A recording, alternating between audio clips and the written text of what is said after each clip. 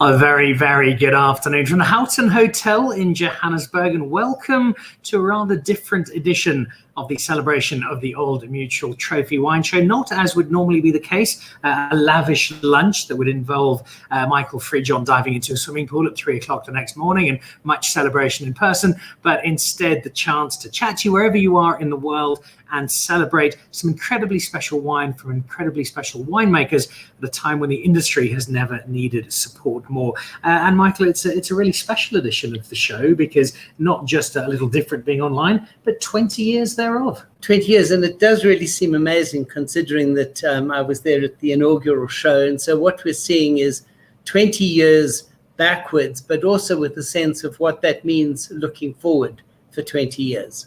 You've had 2 decades of producing a show that has got acclaim not just around South Africa, but indeed right around the world. It is held in enormous esteem, is the Old Mutual Trophy Wine Show. 20 years on, where has it got to in those 2 decades? How much has it grown? What has it developed into versus what it started out as? Well, I think what it has done is that it's really enabled South African winemakers to benchmark excellence against the expectations of international markets. And that, I think, has played a key role in our export success and in the visibility of top South African wine in most of the fine wine markets of the world. So that was an objective, and I think it's one that we've certainly met. But time has shown it, and obviously the winemakers, and especially the new generation who grew up in the era of the show, have seen what it means to be able to put these kinds of wines in front of recognized international judges and wine celebrities and see what their approval really means in terms of recognition and sales. Well, those judges have had a tough job under the iron fist of Mr. Fridjhon, running through many, many, many bottles of wine that have led to where we are today, announcing our gold medal winners and our trophy winners. But before we have a look at what happened in 2021 and move into those medals and those trophies, there is so much history over the last 2 decades of the Old Mutual Trophy Wine Show. So let's have a look back at 20 wonderful years. In 2001, together with the late Harold Eads of Wine magazine, we conceived of a new kind of wine competition, one which would reward excellence and help to share the excitement of the modern Cape wine industry with the fine wine markets of Europe and America. Our guidelines were simple enough: professionally trained judges working in 3-person panels, with at least one of the panel members an international specialist brought to South Africa specifically to judge at the show. All wines would be tasted blind in Riedel glasses, with the full class on the tasting bench at the same time. Panelists would seek to arrive at consensus-driven scores, with a show chairman available to resolve differences. Over the years, this model has transformed the commercial prospects of many wineries. Judges from abroad have taken the message of Cape wine to thousands of enthusiasts and consumers around the world. This year, the Old Mutual Trophy Wine Show turns 20. While it hasn't been possible to bring international judges to South Africa in the midst of the pandemic, we now have a wealth of highly trained local talent, the result of 15 years of running the Wine Judging Academy in conjunction with the University of Cape Town's Graduate School of Business. As you are about to find out, our panelists continue to discover the industry's benchmarks, just as they have done for the past 2 decades. Despite the difficulties that managing COVID-19 has brought to our lives, the Old Mutual Trophy Wine Show continues the tradition of rewarding excellence and celebrating the very best of Cape wines. Perhaps this is a fruitful moment to look at what has transpired at the competition over these 20 editions of the show. In those 20 years, the judges have seen 19,404 different wines cross their tasting benches. More than half of what was entered never went home with a medal, reinforcing the message that a medal, any medal, at the Old Mutual Trophy Wine Show is a real achievement. In total, there have been 7,223 bronze medals awarded, an average of 361 per show. Silver medals came in at just under 10% of all wines entered, and gold medals, 590 in all, a mere 3%. The best-in-class trophies are only awarded to gold medal-winning wines. So unsurprisingly, there have only been 346 such awards, an average of under 18 for every year of the show. This year, pretty much as always, Cabernet Sauvignon, Chardonnay, Chenin Blanc and Sauvignon Blanc were the largest classes and accounted for a proportionately greater share of the top honours. But there were also gold medalists from the growing number of niche variety entries, from museum classes, as well as from certified heritage vineyards.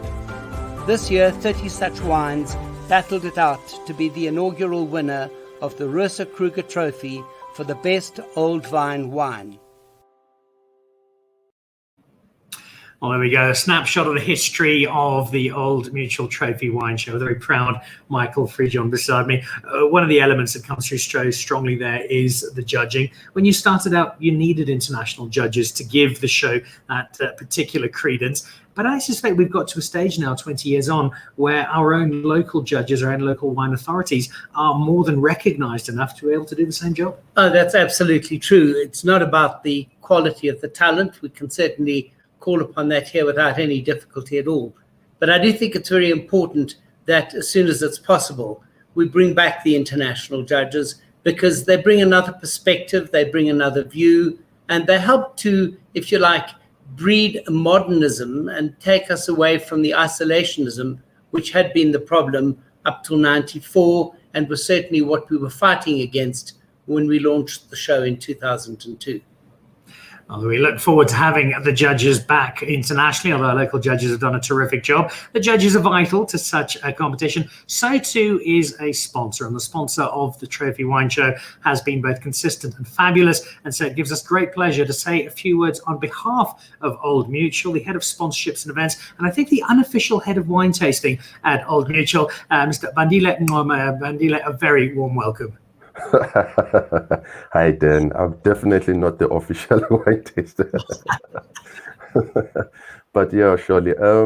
You know what, Dan and Michael, it's so gratifying in that in these trying times that we could actually have so many entries. You know, it just gives us great pleasure that the wine industry, you know, has been tenacious, has been resilient, and to have so many entries, it just simply says that the future of the wine industry in South Africa is still on solid ground. And I think we really do appreciate what Michael and also his partners have done behind the scenes.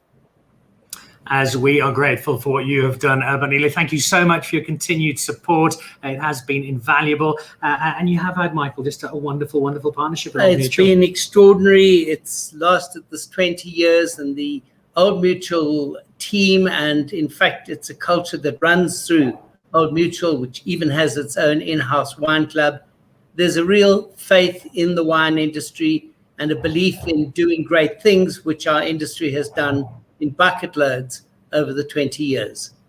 There we go. Bandile, thank you very much, and thank you personally, because I know you've tasted every single entry yourself, just to be sure that they're up there. Wonderful support of the wine industry. We're enormously grateful, and I know you're as excited as we are to see who our winners are today. So Bandile and the Old Mutual team, thank you very, very much for all of your support. Thank you. Thank you, Ben. Thank you. All right, we've got some awards to give out. We've got some medals to give out. Before we do that, though, let's have a quick look at 2021 and the year that you've been through. What really stood out for you in terms of the judging where wine is at in South Africa this year? Well, you know, Dan, there are a few things that you would expect. You would expect large classes of the major varieties. So we saw that with Cabernet Sauvignon, with Shiraz, with Chardonnay, with Sauvignon Blanc.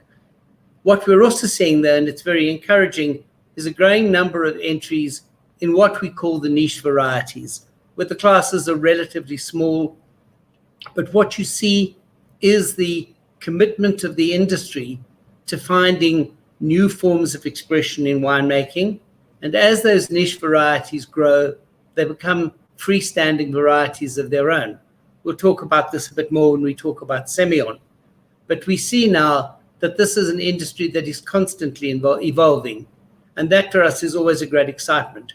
What has also been really gratifying looking at 2021 is the fact that the industry really seems to have recovered, at least from a quality perspective, from those drought years.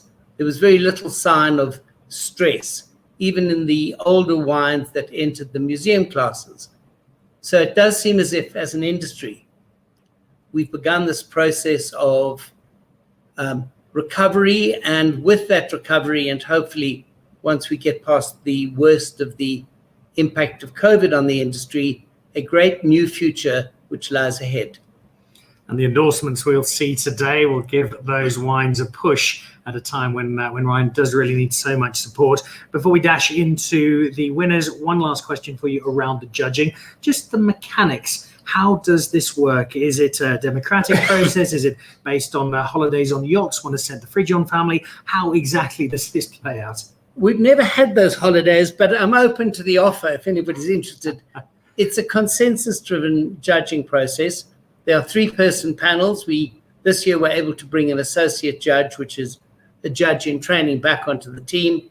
And the judges score on their own, quietly, independently, and in different sequences so that the halo effect is eliminated as far as possible.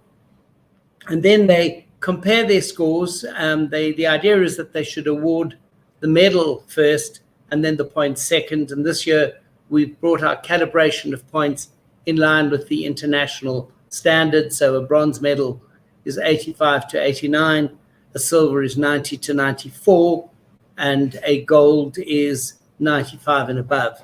And then the judges themselves discuss it and manage it so that they finally agree which wines will get those medals and what scores they are supposed to get and in the final lineup.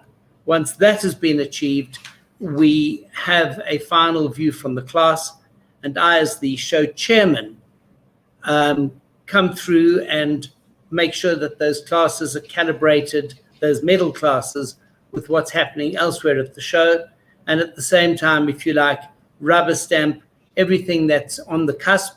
So if somebody has argued for a silver, the others have argued for bronze, they call me in as the final arbiter, and likewise all the way up to gold medal.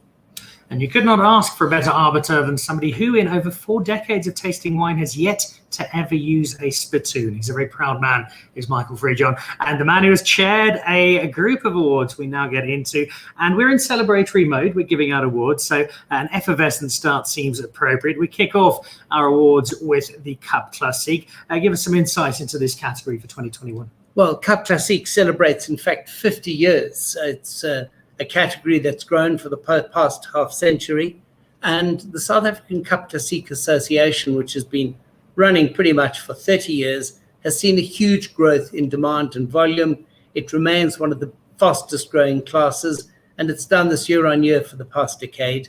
People, I think, really do love fizz, and the quality of South African Cup Classique, that is bottle fermented sparkling wine, has never been better. And the recognition it enjoys worldwide, and understand that it's a class that competes against champagne. So to be able to do it, you have to do it really well, is a tribute to how much has been learned in that half century, and the expertise, the skill, and the viticulture that has made it possible for South Africa to produce such good Cup Classiques. And I think important to note, for those of you who are watching around the world, for whom the wine journey is still a relatively recent one, the French have to call it champagne because it's not made in South Africa, so they cannot call it Cup Classique. Let's go into our very first recognitions for today. Here are your gold medals and your trophy. And as you'll see, the gold medal goes to the Boschendal Jean Lalonde Prestige Cuvée Method Cup Classique 2009. It's a pretty old wine. The other gold medal to the Sauvage Le Brie Method Cup Classique 2015. And the newly named Sowetan trophy for the show's best sparkling wine goes to the Paul René Cup Classique Chardonnay Brut 2017. And that is a wine from out near Robertson, specialists in Cab Classique. They make some delightful bubbles. Congratulations on your trophy. I think we have Henk van Niekerk, who is the winemaker, ready to join us. So let's see if we can bring him in. He's probably cartwheeling around the living room at the moment. Henk, congratulations. Is this a pleasant surprise? Absolutely, Dan. Always good to see you. Yes, very surprised. But overwhelmed, yes. Didn't expect it. Very happy. Thank you very much. From a cold and windy Robertson, yes. Over the moon. Absolutely didn't expect anything. What do you think it is that makes your Cab Classique stand out as the judges clearly feel it does? Dan, I suppose there are a few things, and being in the right area and terroir and so on. But I think for me, it's two things really. It's passion, and that's something that's very important to me. And then secondly, I think it's attention to detail, and that's absolutely something or a trait that I do not have. So for that, I have to thank my colleague Stefan Brewer, who's been on this Chardonnay journey with me from the beginning. He certainly brings 40 years of winemaking expertise and dots the I's and crosses the T's. So we're two different personalities, but for this award, I have to mention Stefan and thank him for his contributions over the Chardonnay journey. The only real difference that we've made with our Chardonnay 2017, we always try to get better at what we're doing, but extended lease time has been the main difference from where we were in previous years, and I think we found the right balance now where we are in terms of our lease aging, and it's still that nice freshness about it, but just brings slightly more complexity and a bit of roundness to it. So yeah, I think we'll stick with this recipe for as long as we can. And yes, once again, thank you. I suspect there'll be a bottle or two of your own produce going down in celebration fairly shortly. Well done, congratulations, and keep leading that Cab Classique charge. Henk van Niekerk from Paul Rene, a worthy winner and our first trophy for today. Let's move on to category number 2, and we're heading on to Sauvignon Blanc. Sauvignon Blanc for 2021. We know it's as popular as wine gets from a commercial perspective in South Africa. What's the quality like this year? It actually has been wonderful, and we don't usually expect to see too many wines of the vintage, although that's what people generally expect. But the competition is judged in May and June. The vintage is only a few months behind that. But we did see a lot of entries from 2021, and they were good, although obviously very young. And one of the things we have seen is how well Sauvignon Blanc ages, despite the received wisdom that it's supposed to be consumed in the year of production. So yes, it was a lovely class with some pretty strong entries throughout, and a great lineup of winners, in fact. More than one. Right, well, let's find out who they are. Here are your triumphant Sauvignon Blancs for 2021. And as you can see, the gold medal winner is the Ghost Corner Wild Ferment Sauvignon Blanc 2019, which is lightly wooded. We have a museum class gold in the form of Highlands Road Sauvignon Blanc Reserve 2017, now 4 years old and therefore a museum class. And the Sunday Times trophy for the show's best Sauvignon Blanc is awarded to Grotepost Vineyard.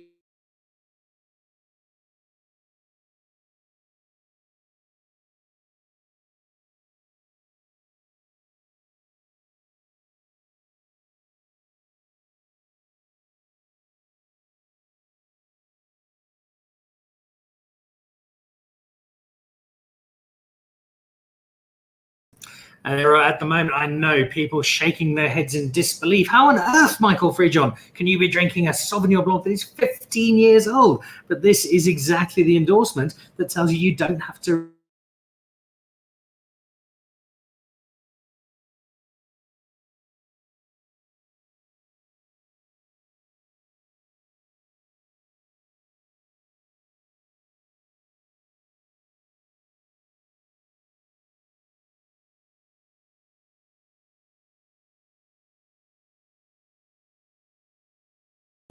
It's not as if two different groups of people arrived at it and that there's nothing in common between their palates. It's the same group of panelists, and they were the guys who arrived at that conclusion because they realized that 15 years old it truly is a fabulous wine. There we go. Congratulations to our medalists and to both of our trophy winners. And we're not quite done with Sauvignon Blanc yet. It plays a part role in our next award. We move on to, is it fair to call these Bordeaux whites, perhaps? Well, yes, and I think they really should be called Bordeaux whites. We talk about Bordeaux red when you've got Cabernet and Merlot in the blend. And so when you have Sauvignon Blanc and Semillon in the blend, then indeed you have a white Bordeaux blend. All right, the quality of this particular wine, it's a style I think we're seeing a little bit more of, and people are producing better and better wine. What's 2021 been like?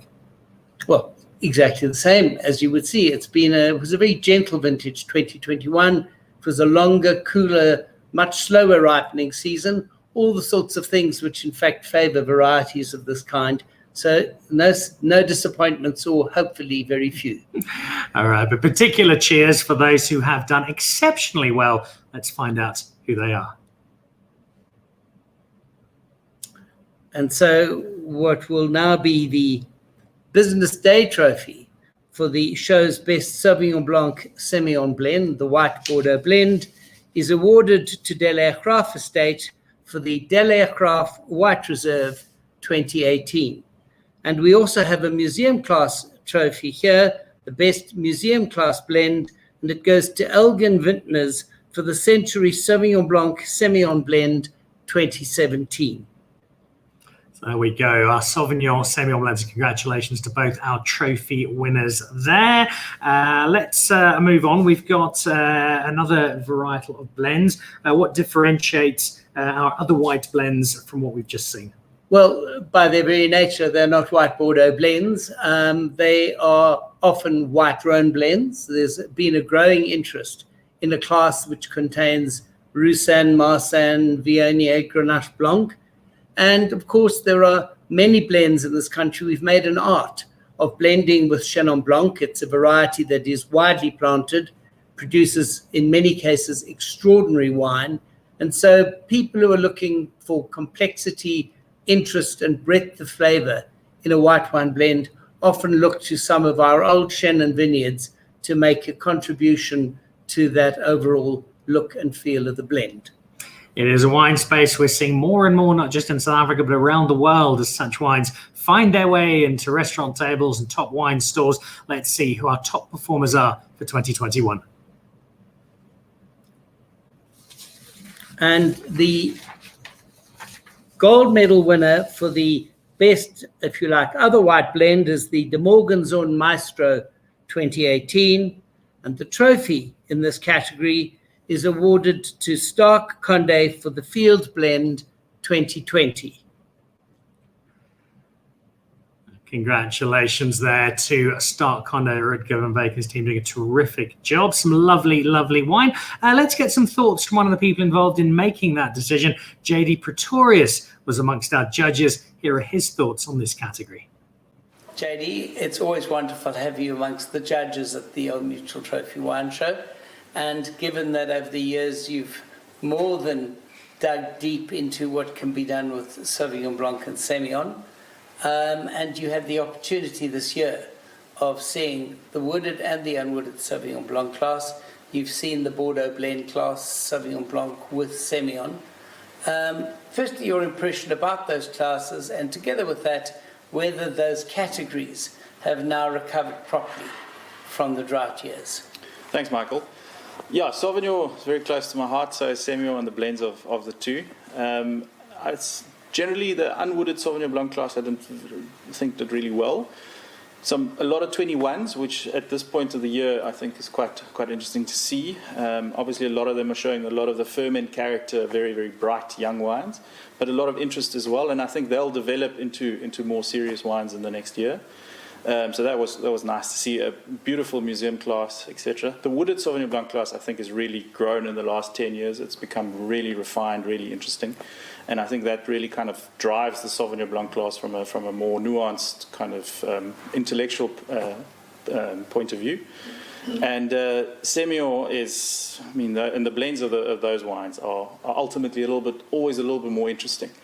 And I think the Bordeaux white class, the soft Sems, were really, really fascinating. See, it's a small class. Those wines, generally speaking, aren't selling in major volumes like the unwooded Sauvignons would be. But they're very interesting, and I think they've got a great halo effect for the entire class of Sauvignon to showcase what you can do and what you can achieve with them. So I think that quality, generally speaking, is very high. And from a drought point of view, I think they're varieties that got less affected than some of the other varieties. I think they're not quite as prone to show up the faults as something more tricky like Merlot or Pinot Noir would be. So I think they're in a good space. And also what the drought has done to a large extent is kind of real weed out a lot of vineyards that should have been pulled out a long time ago or planted in the wrong space or really made people reassess what they were doing with their kind of product mix and also vineyard setup. And I think the ones that have remained and recovered are in a very good space and will ultimately make better wine. Thanks very much, JD, part of that judging process. We're getting a lot of people watching, sending in comments. Thank you for that. I see Peter Pence, I'm sure we're very happy by now. Grote Post, good afternoon from Grote Post in Darling. The Cape Wine Academy, wishing good luck to all of the wines in the running today. Emile Joubert saying that's the next GQ cover sorted. I always thought Emile was a great judge, so well done, Emile. We'll certainly agree with that. And also in there, Janice Fridjhon, never heard of her, says congratulations on the bubblies. And Michael Crossley throwing back to our winning bubbles. Congratulations, Hank. Fabulous, fabulous bubblies. Do keep posting your comments. We'll check in with some of those just a little bit later. We heard there from JD speaking a little more broadly on some of the white blends, the elements thereof. We move now to a white wine that still seems to sit in the shadows somewhat until people discover it and they don't really want to drink anything else. We're seeing a quiet but I think formidable rise of Semillon on its own. And it's extraordinary because in the 19th century, Semillon was the most planted variety in South Africa. It really was what we produced. Long before we discovered the joys of making our dependable white variety, Chenin Blanc, there was Semillon, and it more or less vanished. But what we do have are some of those old vineyards. Franschhoek in particular is home to some fabulous century-old Semillon vineyards. And old Semillon, it's an interesting variety because it needs age. In its youth, it does seem quite a lot like a slightly underdeveloped Sauvignon Blanc. But with a few years in the bottle, it acquires a richness and a depth, and that's why it's a great blending partner with Sauvignon Blanc in the white Bordeaux blend category. It really is a variety to look out for. The people who make wine from it love it, and they give it care and love at levels that perhaps they don't do for the other varieties that come into the cellar. It's a category I suspect we're going to see more and more and more of. For 2021, though, here is this year's nod. And the trophy winner in the Semillon class is awarded to the Old Road Wine Company, which is situated in Franschhoek, and it's for the Grand Mère Semillon 2017.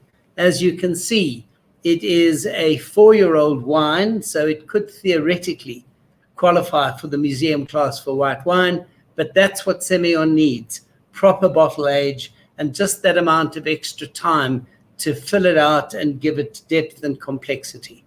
Well, congratulations to the old wine team. If Semillon is not something you've tried too much of experience, well, now's the time to get out once you can and get a few bottles. A few more comments coming in. Heidi Rosenthal sending congratulations there to Labrie.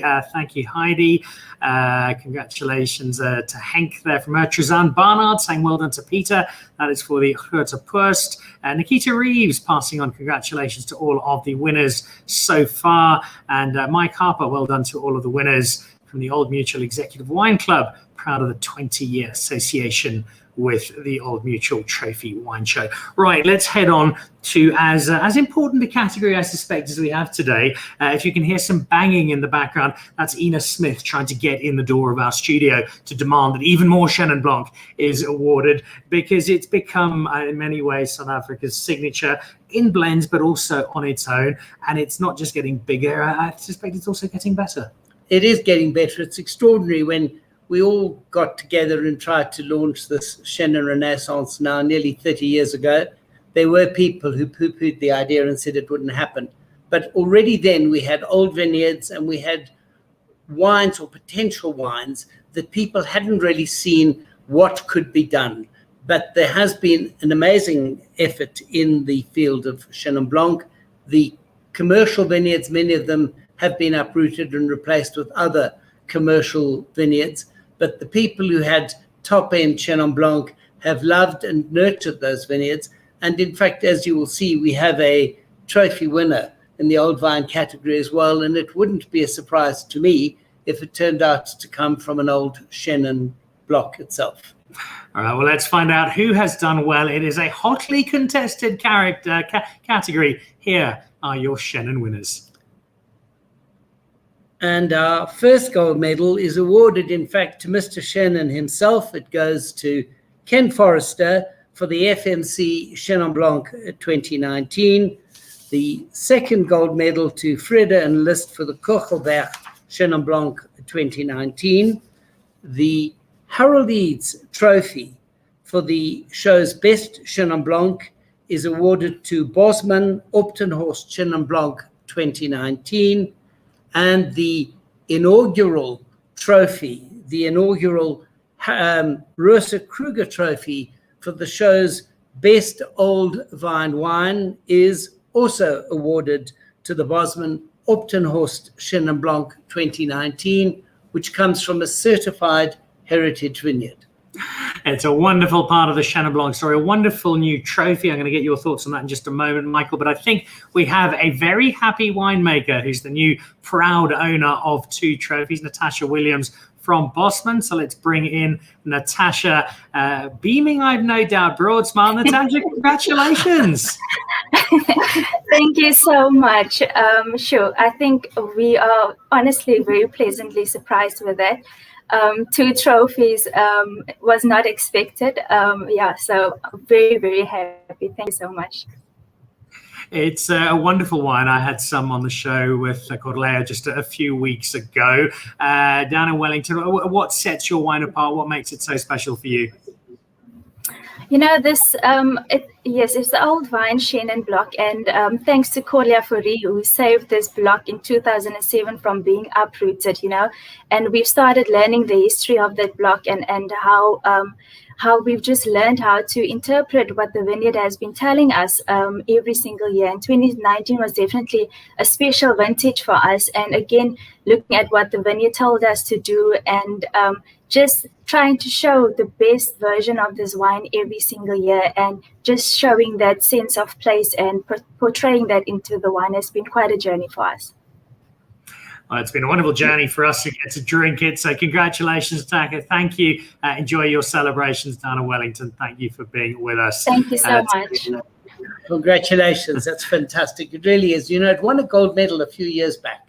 It's a fabulous old vineyard. To be a certified old vine vineyard, a certified heritage vineyard, the vines have to be at least 35 years old.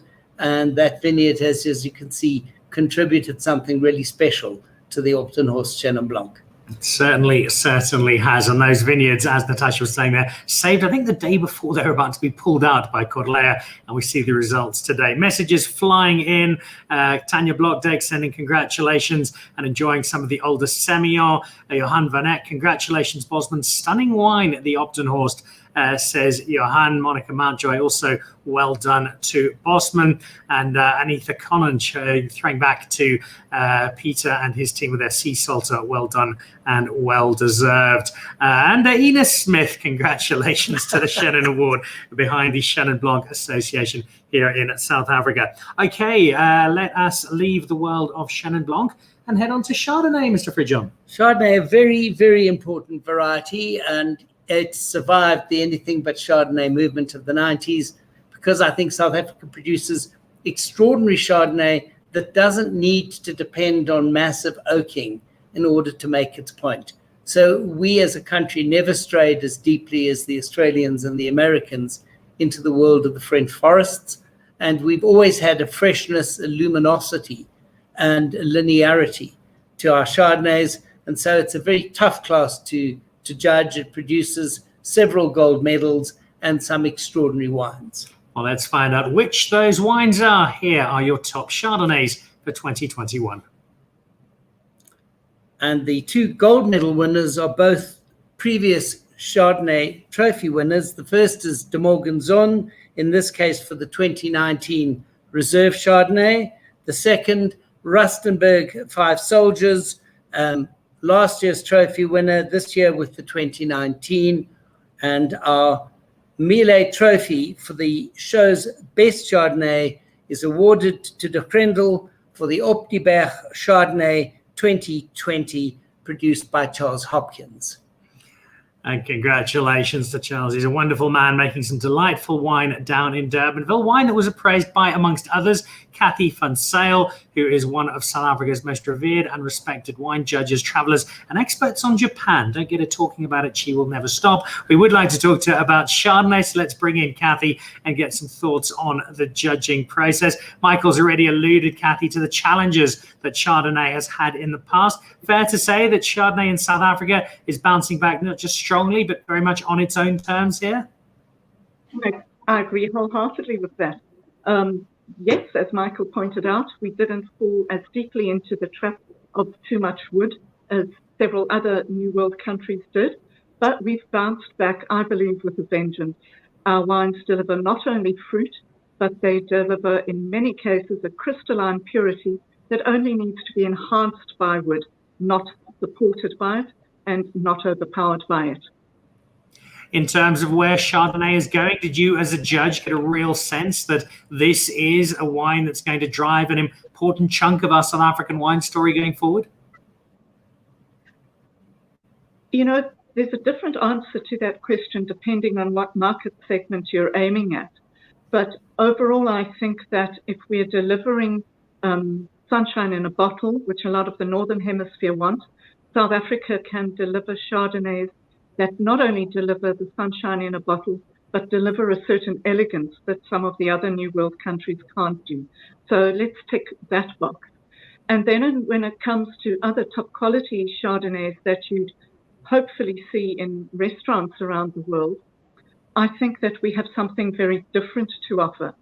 Not only do we offer the elegance that you can get from top Chardonnay sites around the world, we have that kind of, Michael, you'll correct me if my French is wrong, or maybe Jean-Vincent will, who's in the room with me, je ne sais quoi, that is quintessential South African.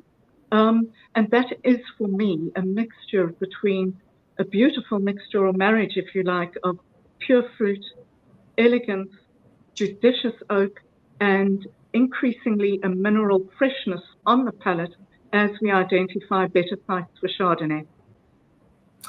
Well, Cathy had the joy of tasting all of those. These are the ones that she and her team have celebrated, and the Charles Hopkins wine in particular. Cathy, thank you not just for being with us today, but for all the hard work, the judging, and all you do for South African wine. It's greatly, greatly appreciated. Cathy, thank you. Congratulations to all the winners.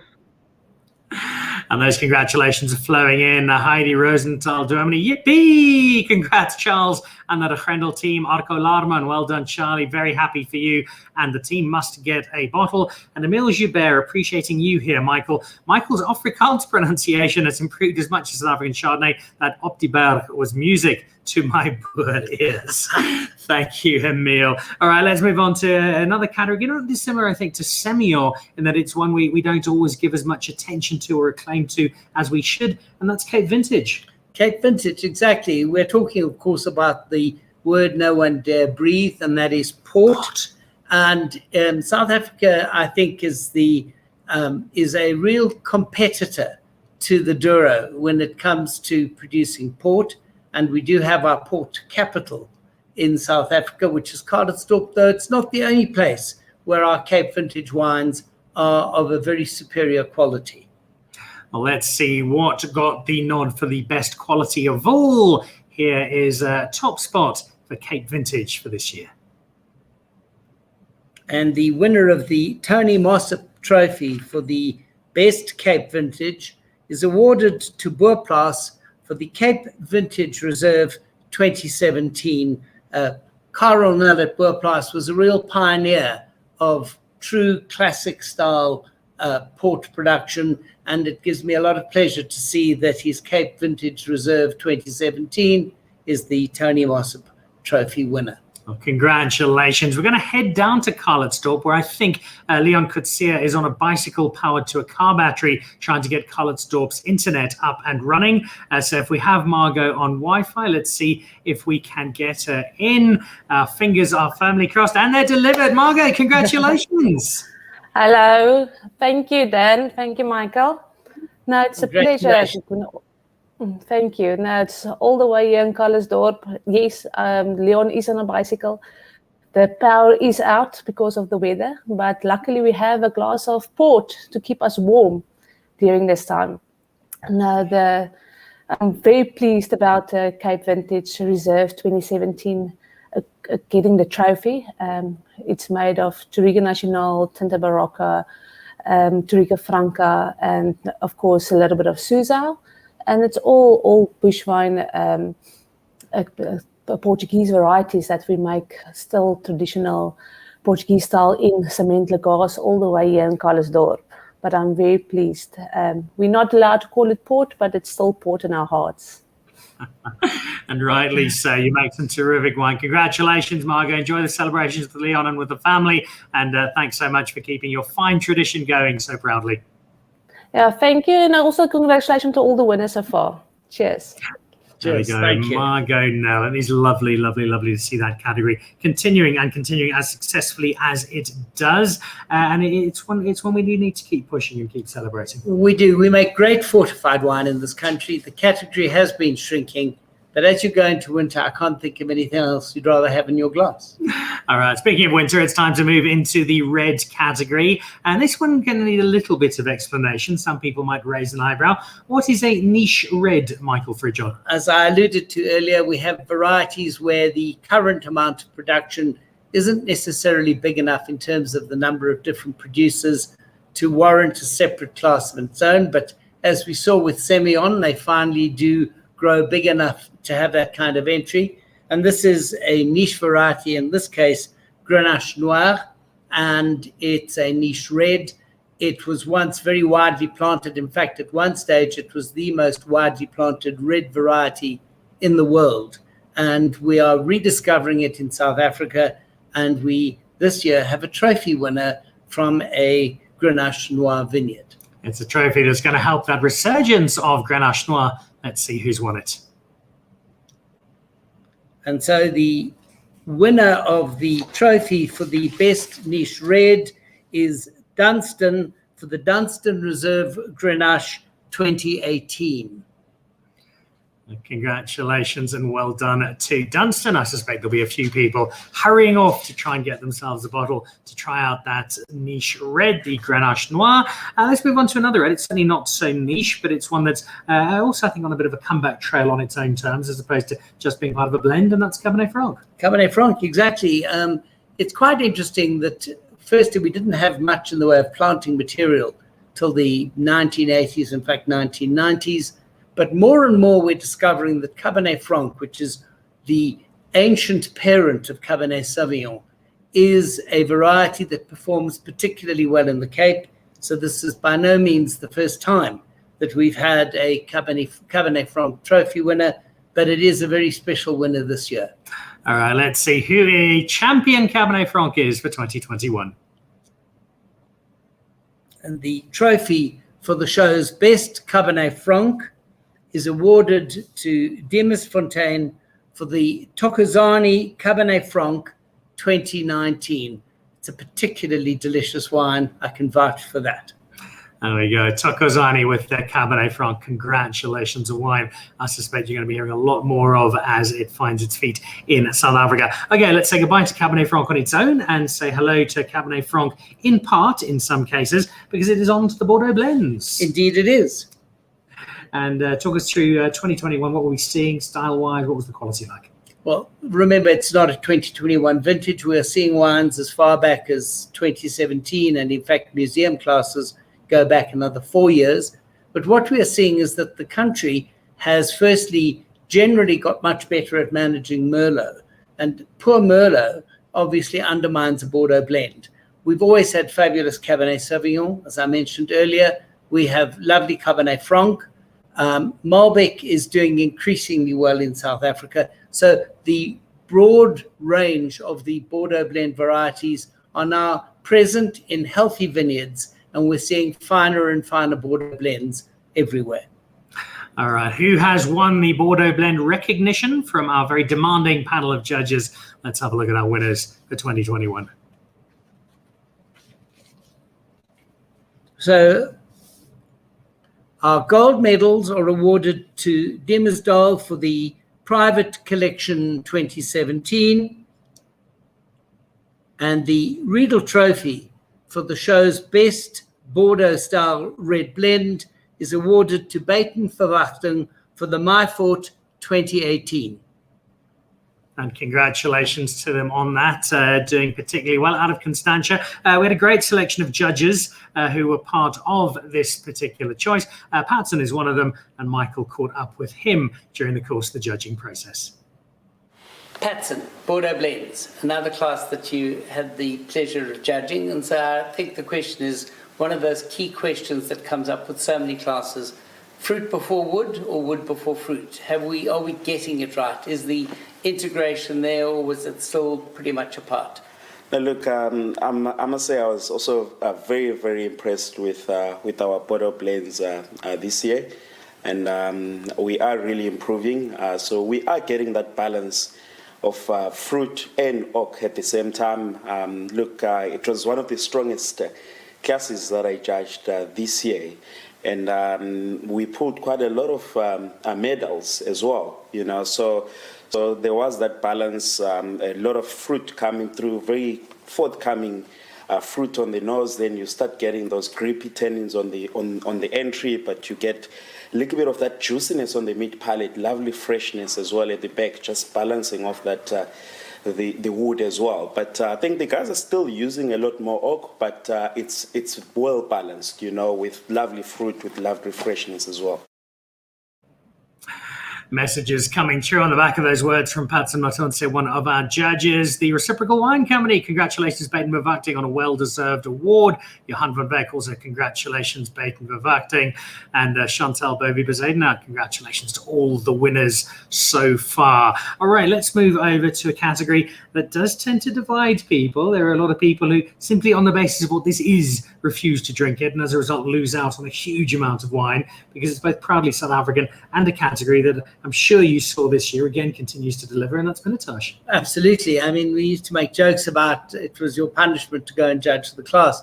No longer. The people are queuing. Our judges are very disappointed if they're not on the Pinotage panel. We've seen an extraordinary renaissance in Cape Pinotage. The wines are fresher. There are obviously the bigger stars, but there are also the most delicately perfumed styles. Its parentage of Cinsault and Pinot Noir means that conceivably you can make a very fine, almost elusive style of Pinotage, and we've seen some great wines this year.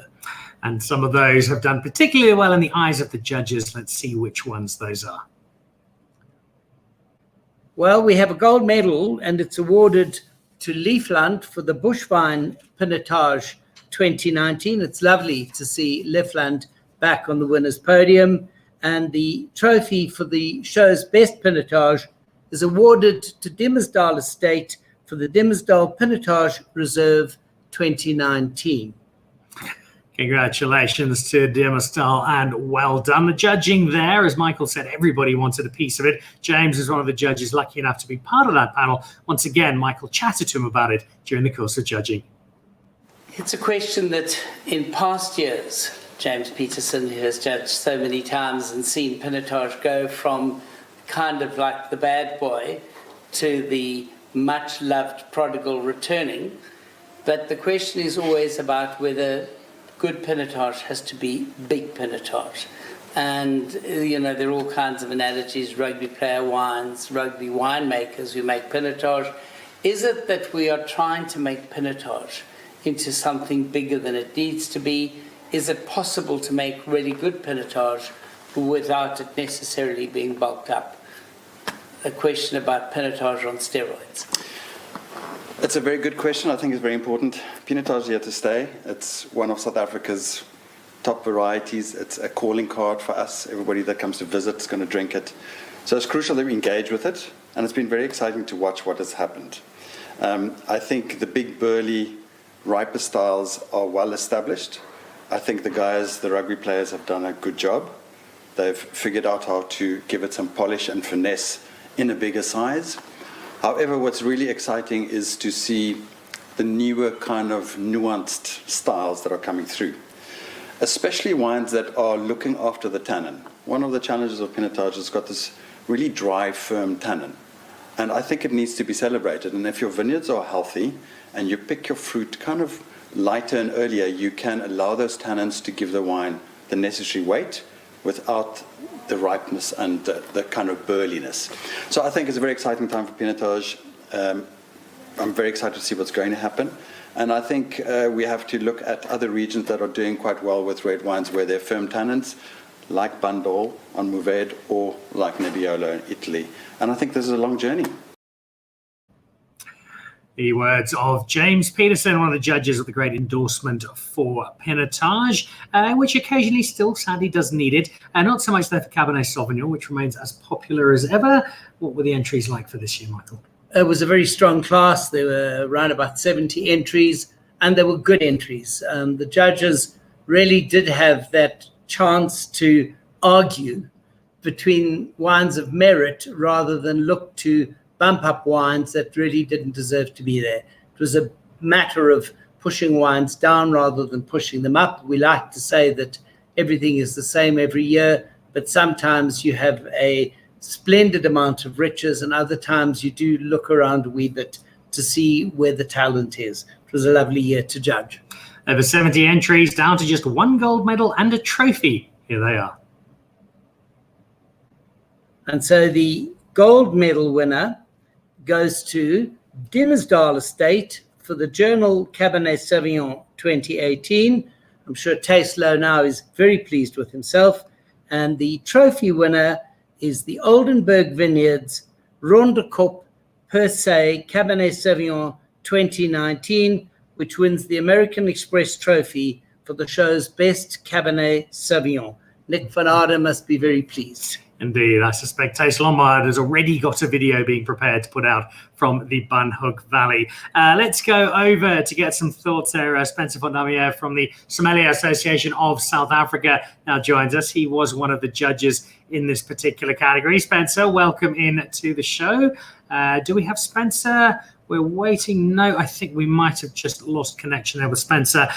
So in his absence, we'll thank him for his work done on a particularly important category. We'll see if we can bring him back just a little later. But in the meantime, let's move on to Shiraz. Shiraz versus Syrah, Syrah versus Shiraz. Another really important red category for consumers in particular. I mean, it's an enormously important category. It's got lots of entries and lots of quality, and often a very polarized kind of class. In other words, you have this wealth of riches at the top, but you still have people chancing it. It used to be a much larger class to judge as more and more people planted the variety and thought that the wines would make themselves. But that isn't the case. Shiraz requires real work in the vineyard and even more work in the cellar. But we have done very well this year, lots of gold medals, and of course a trophy winner. And we're going to find out who those are in just a second, but we've managed to WhatsApp some data through to Spencer. So he's back on with us from the Sommeliers Association. Spencer, welcome. Thanks for all the hard work done in judging the Cabernet Sauvignon. Give us your thoughts, Cabernet Sauvignon as a judge, what you're drinking as a judge versus what people are maybe looking at out in the market.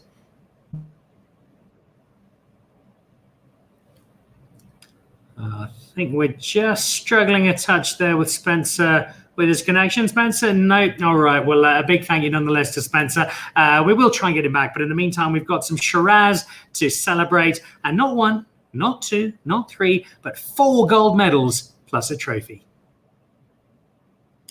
And so the gold medals are awarded to Bon Courage Estate for the Ankara Shiraz 2019, to Iona for the Solace Syrah 2019, to a past trophy winner, to the Leeuwenkale Family Vineyards for the Leeuwenkale Heritage Syrah 2018, and yet another gold medal to Rascallion Wines, a first-time winner at the show, A Mother's Journey 2018, and the trophy for the show's best Shiraz goes to Trizan Signature Wines for the Reserve Syrah 2019.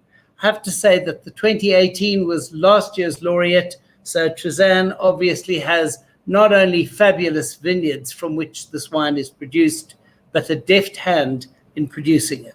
She does indeed. I see Trizan herself is busy watching. She was congratulating Nick Van Aard at Oldenburg for his win just a moment ago, as many others have done. Taste Lombard is threatening plenty of slow-mo on the video. Trust me, says Taste. We look out for that. Let's head over to one of our judges who was part of the Shiraz category, Francois Rotenbach, who is, well, he's part safari guide, part wine expert. He brings them together brilliantly. Francois, I think we have with us a very warm welcome. Tell us a little bit about judging the Shiraz this year. Hello, everybody. Hi, Dan. Hi, Michael. Fantastic to be with you. And some brilliant wines there. Really exciting to see what we managed to pull together. It was a very strong class. Very exciting to look at through the wines. But what is exciting, as Michael led up to this, is that much like Chardonnay, in many respects, Shiraz or Syrah is thought to be easy to grow, and you just pop it in the ground and off you go. Whereas in reality, we're now starting to see where we get some wonderful character coming out of those vineyards with the right vineyard management, the right care and attention. It's really about care and attention and gaining the best out of it.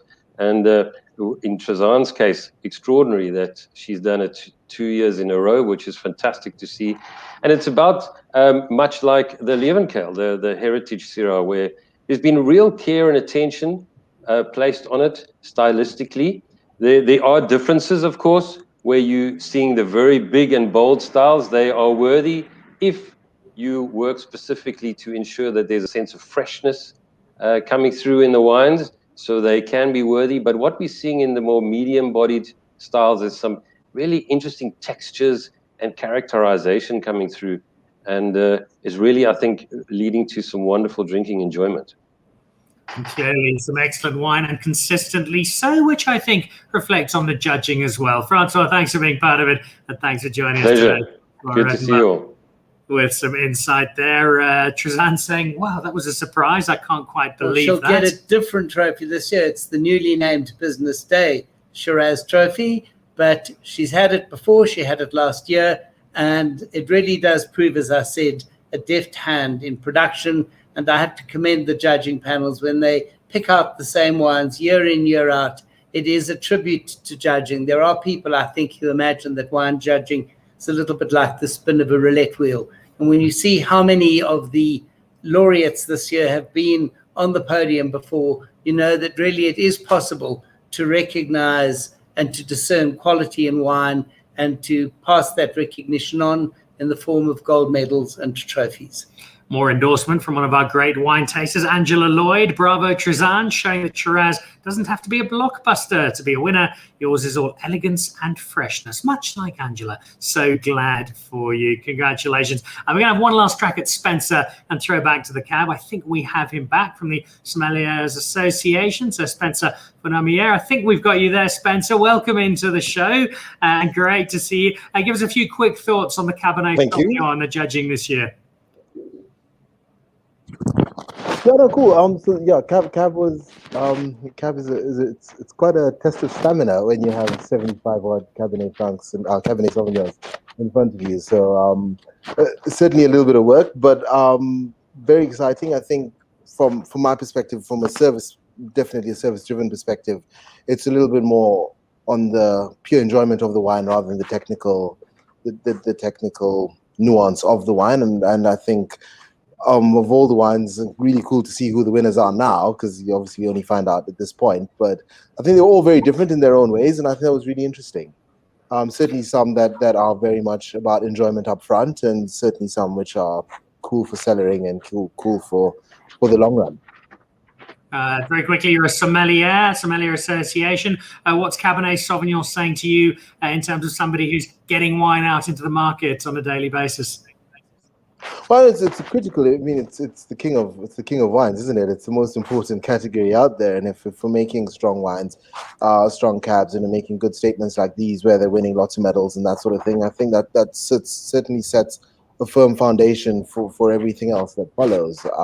And I'm quite pleased. I think certainly from a consumer perspective or from a restaurateur's perspective, you're going to fetch good money selling top-notch cab, and it's just great that we are able to make cabs that punch in this category.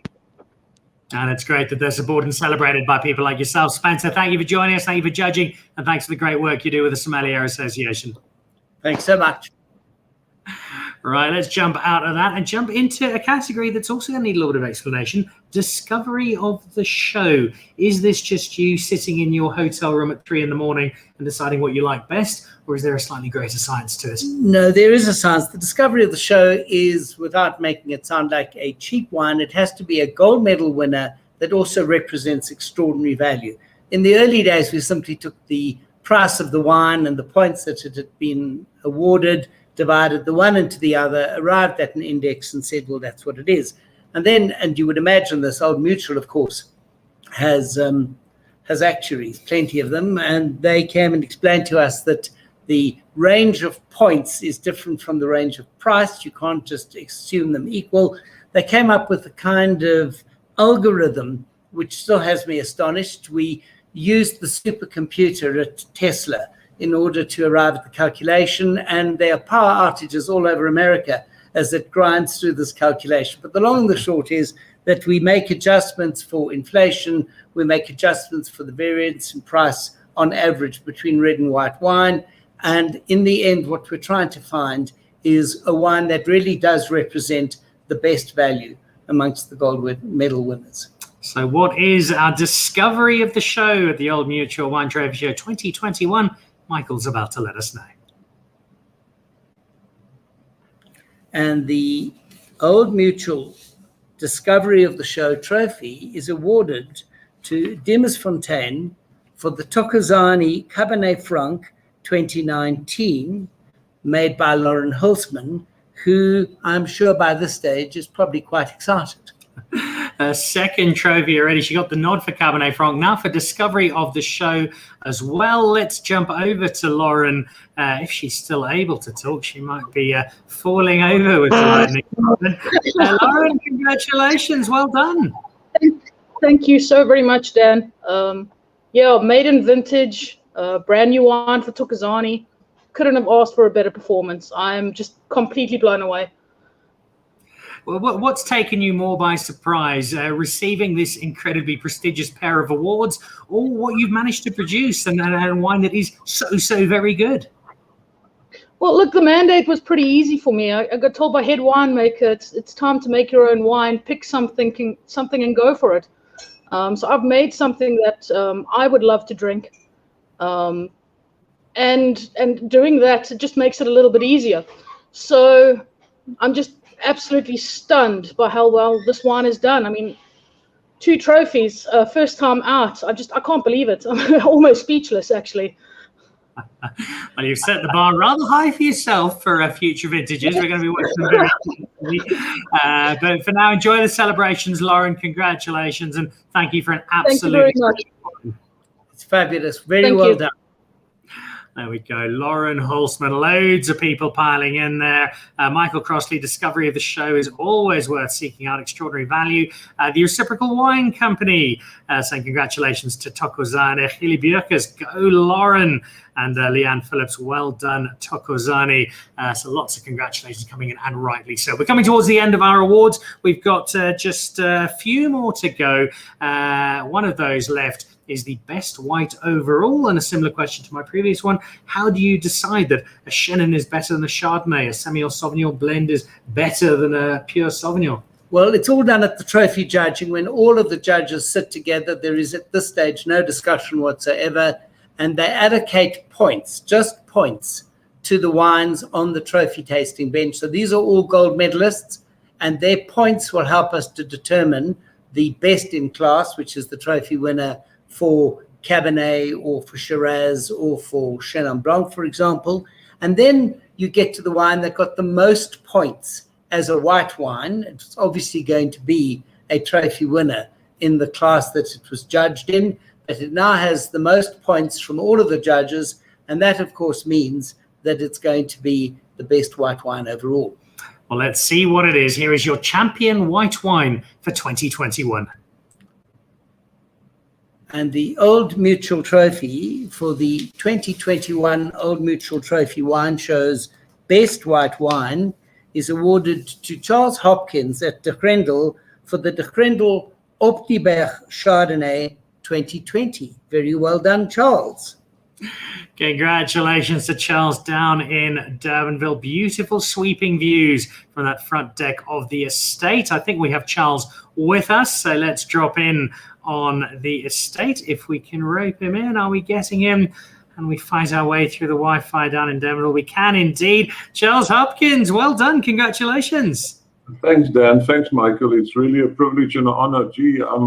I think the Grendel is more well known, I hope so, for Sauvignon Blanc, but it just shows you can be a bit versatile, and all the credit must go to the growing conditions in Shiraz and fantastic soil, Bockerveld, Scali, and wonderful acid and pH, and just great fruit. Pity we don't have 10,000 cases to sell, unfortunately. There's a little bit of limited stock, but anyway, we'll take it. And thank you very much to the judges. And like one of the previous winners was saying, congratulations to all the winners, specifically Dimas Dal and Trezan, that did extremely well, repeating trophies year after year. Fantastic. Congratulations, Charles. Well done.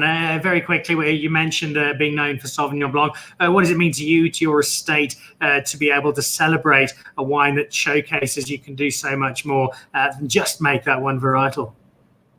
We've been, I've been working with the vineyard in Shiraz from the word go, and if I remember correctly, it's the 7th year we've been taking in the fruit, and yeah, it's amazing, and it's a complete from the guy that pruned the vineyard and picked the fruit and drive the truck here, and here at my back is Morgan sitting, my assistant, and at the other side there's one of our logistical guys, our production manager, and of course it's a complete team effort, but if you work with fruit like that, you realize your work as a winemaker is just catalyzing it in the right direction. 85%, 90% of the success of the wine is definitely the soil and the climate, and all the credit to the vineyard manager there in Shiraz. Amazing fruit, amazing vineyard. And Charles, as usual, being very humble, I think a little credit is due to you as well as the winemaker. So well done to you and Morgan and the team. Enjoy the celebrations, and congratulations on a lovely, lovely wine. Fantastic. Very well done. Thanks, Dave. Also in there, Meridian Wine Merchants. So proud, Charles and the Grendel team. Really such a great achievement. And Kulalekum Kwanazi, congratulations, Charles. And a word there from Janice Fridjhon, nog een op die berg. Veel geluk, Charles and the Grendel span. That's Janice Fridjhon, the professor of Afrikaans wine over at Reciprocal. We've got just 2 trophies left to go. We've had the best white. That would suggest next up is best red overall. And it probably goes without saying, exactly the same formula as best white. Same formula at the same trophy judging. And who do we have is the question. Who has won the Old Mutual Trophy for the show's best red wine overall? It is our penultimate trophy on the show. Lots of excitement, lots of anticipation. Well, let's reveal the winner. And the winner of the Old Mutual Trophy at the 2021 Old Mutual Trophy Wine Show is, wait for it, Dimas Fontaine for the Tokozani Cabernet Franc 2019. How extraordinary. Not 2 trophies, but 3 trophies. She couldn't believe the 2 she had. I don't know what she's feeling now. Let's bring Lauren back in. She didn't have a clue she was winning any of them, let alone 3. That's if we've still got her. She might be off celebrating those first 2. Our best overall. We'll give a moment to see if we can bring Lauren in. I think we are Can we get her? No, she's off at the moment. Let's see if we can bring her back. Just while we wait to see if we can get her back, Michael. Just place in context. 20 years now you've been doing this. How big an achievement is it for one almost, I'm not going to say unknown, but very little known wine to suddenly win like this? And the winemaker's first vintage. And let me tell you, Cabernet Franc is extremely difficult. And there was unanimity on the panel. I mean, they just said, we have a gold medal winner here. I didn't have to massage, fight in, fight out. It really was a standout wine. And you think, well, maybe the primary panel was misled, but it then waltzed through at the trophy judging stage, all 9 judges judging. And that's the people who weren't judging it at the primary stage. And it finishes as best red wine overall. And just to say about Cabernet Franc, that part of the reason it's so difficult to make is that if you don't get it exactly ripe, it tastes very green. And if you get it overripe, it tastes like port. So you have a very fine, narrow window where you can get that lovely, spicy perfume, which is what they all desire to have and very few get. Hubert de Bouard at Chateau Angelus, who does grow a lot of Cabernet Franc at that Premier Grand Cru in Saint-Emilion, says everybody in Bordeaux boasts about having Cabernet Franc, but most years they declassify it. Well, there's no need to even think of declassifying this particular wine. It's a narrow window that was nailed by our winemaker. Let's bring her back in. Lauren Horstman is our triumph of the day in our announcement at the Old Mutual Trophy Wine Show. We did have her. Can we bring her in? We're almost there. I think there's just so much celebration happening down at Diemelsfontein at the moment, where the Pinotage is sitting in the corner sulking as Cabernet Franc suddenly gets all of the attention. We'll give Lauren one last moment. As we do that, I see Sue Crossley saying congratulations to Lauren and the Tokozani team. Can't wait to try it. You'll have to get hold of some first, Sue. I think this is going to sell out pretty quickly. Janice Fridjhon, wow, Lauren, well done. What an achievement. Taryn Vincent, incredible result for Tokozane. Johan van Eyck, wow, Cabernet Franc. Well done to Diemelsfontein. And Crystal Wilkin, well done to all the winners and the gorgeous wines, as well as Julia Stasmesi saying congratulations to all of the winners. All right, I think she's off and celebrating. So as we wait to see if we get in, our last category is our best producer overall. Again, is this just simply adding up the points? Is it adding up the number of wines? How does this one work? This is a bit like Discovery. It's a fairly arcane system because we determine the number of points relative to the number of entries, the number of medal winners versus the total number of entries. So if you've got 100 bronzes in an entry of 1,000, that's worth 0.1 of a point. If you have 30 silvers, you have a slightly higher number of points because the ratio is tighter. Likewise gold, likewise trophies. And so you take the points from the top 5 wines of a particular producer, and once you've done that, you find that you have the most points, and those most points are ideally the most successful producer overall. The problem is when you have them so close to each other that you really have to check and double check. You then have to allocate points if they have museum class entries, but you can't allow more than 20% of your points for museum class entries, and you can't have too many points allocated for example, Noble Late Harvest. So there we have it. It's a long, complicated story, but in the end, I have to say this year, people can't be in much doubt as to who the show's most successful producer overall is. All right. Well, if you didn't quite understand that, it's basically the Duckworth-Lewis method of the wine world, if you have a cricketing understanding. Let's have one last try and see if we have Lauren with us. I think we might do now. Were you already busy drinking Cup Classique out of the bottle when we tried to call you back, Lauren? Yes, I was already doing spins and cartwheels and celebrations on the side. So I got an announcement from one of my colleagues saying, you're not done yet. Lauren, this is a staggering achievement. It is something to be immensely, immensely proud of. Just everything's gone right for this particular wine. Yes, no, absolutely. The support I've received and just to get this type of support and just affirms how well the wine's done and that we are moving in the right direction. And yeah, just everything positive today. I couldn't have asked for a better end to my month. So I'm just absolutely elated. Final word from you to Lauren, Michael. I just think it's fabulous. I think it's fabulous for Thokozani, which has been one of the flagship ventures of its kind. The community is absolutely involved, and now through Thokozani has a controlling interest in the Demersfontein wine business. This really is a message of transformation as well as a message of absolutely fabulous winemaking. So congratulations to you, to David Sonnenberg, to Denise Stubbs, and to the team at Thokozani and Demersfontein. Thank you very much, Michael. Congratulations, Lauren. Your challenge now, of course, is going to be to handle the phone calls that will be flooding in with people trying to buy what remains of that Cabernet Franc. Right, our final trophy, Michael has already introduced and contextualized it to. It's the last one of the Old Mutual Trophy Wine Show for 2021. It is the best overall producer, and this is the winner. And the winner of the Old Mutual Trophy for the show's most successful producer is, somewhat unsurprisingly, Tastes Low Dimmersdal, for the lineup you see in front of you of Bordeaux Blend and Pinotage and one other very, very good wine. It would have been a Cabernet, 3 reds, and yet we know it as a farm famous for its Sauvignon Blanc. Well, let's go over to the man who makes 28 different Sauvignon Blancs every year and yet has somehow wowed the judges with red wine. Taste, congratulations. Is this a bit of a surprise? Hello, Dan, Michael. Thank you. Yes, it is. Like Michael said, we are a Sauvignon Blanc farm, but I must also congratulate Michael on 20 years. Thank you very much. Doesn't seem that long. Give us a sense, Tace, winning this particular award. What does it mean to you? What does it mean to Dimmersdal? What does it mean to your team? No, well, I think obviously for Dimmersdal it means a lot.